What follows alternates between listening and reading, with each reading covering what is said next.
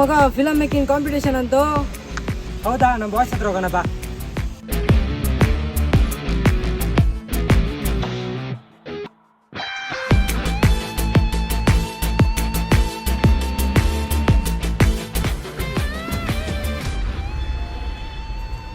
ಏನೋ ಮಗ ಇಲ್ಲಿ?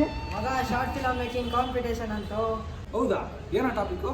Suicide prevention. Suicide prevention. Suicide ಮಾಡ್ಕೊಳ್ಳೋದು ನಮ್ಗೇನಾಗಿದೆಯಾ?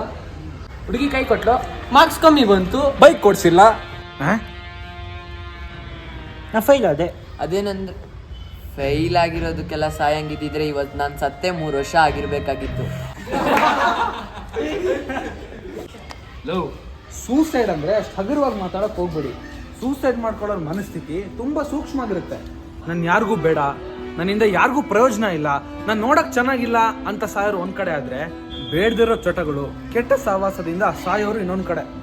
WHO ಪ್ರಕಾರ ಪ್ರತಿ ವರ್ಷ ಪ್ರಪಂಚದಾದ್ಯಂತ 7 ಲಕ್ಷ ಜನ ಸೂಸೈಡ್ ಮಾಡ್ಕೋತಾ ಇದ್ದಾರೆ. ಆ 7 ಲಕ್ಷ ಜನದಲ್ಲಿ 70% ನಾವು ಸ್ಟೂಡೆಂಟ್ಗಳೇ ಆಗಿದೆ. ಹೌದಾ ಮಚ್ಚ, ಇಷ್ಟೊಂದು ಸೀರಿಯಸ್ ಆಗಿದ್ಯಾ? ಹಂಗಂದ್ರೆ ಇದಕ್ಕೆಲ್ಲ ನಾವೇನ್ ಮಾಡ್ಬೋದು? It's very important that we should educate all the students and bring awareness among them.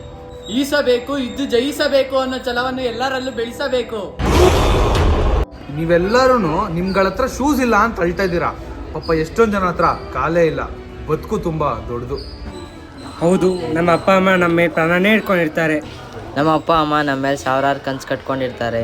ಹೌದು, ಆತ್ಮಹತ್ಯೆ ಮಹಾಪರಾಧ. ಸಾಯಕ್ಕೆ ತುಂಬ ಧೈರ್ಯ ಬೇಕು ಅಂತಾರೆ, ಅದ್ರಲ್ಲಿ ತುಂಬ ಬೇಡ, ಸ್ವಲ್ಪ ಧೈರ್ಯ ಮಾಡಿದ್ರೆ ಬದುಕಿ ತೋರಿಸ್ಬೋದು.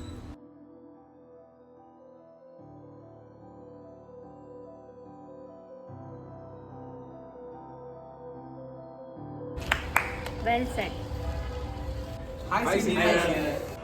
ನೀವು ಮಾತಾಡಿರೋದೆಲ್ಲ ನಾನು ಕೇಳಿಸ್ಕೊಂಡೆ. ನಿಮ್ಗೆ ಎಲ್ಲೋ ಕರ್ಕೊಂಡು ಹೋಗ್ಬೇಕು, ನಿಮ್ಗೇನೋ ಅರ್ಥ ಮಾಡಿಸ್ಬೇಕು. ಬನ್ನಿ.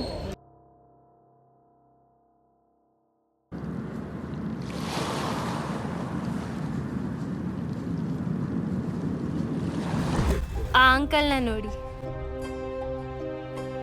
ಕಾಲಿಲ್ಲ ಅಂದ್ರೂ ಬದುಕ್ಬೇಕನ್ನೋ ಛಲ ಇದೆ. ಆ ಆಂಟಿ ನೋಡಿ, ಅವ್ರಿಗೆ ಕಣ್ಣಿಲ್ಲ ಅಂದ್ರೂ ಬದುಕ್ಬೇಕನ್ನೋ ಉತ್ಸಾಹ ಇದೆ. ಭಗವಂತ ಒಬ್ಬ ಮನುಷ್ಯಂಗೆ ಏನೆಲ್ಲ ಕೊಡ್ಬೇಕು ಅವೆಲ್ಲ ಕೊಟ್ಟಿದ್ದಾನೆ, ಆದ್ರೂ ಸಾಯೋ ನಿರ್ಧಾರ ಏನಕ್ಕೆ ಮಾಡಬೇಕು?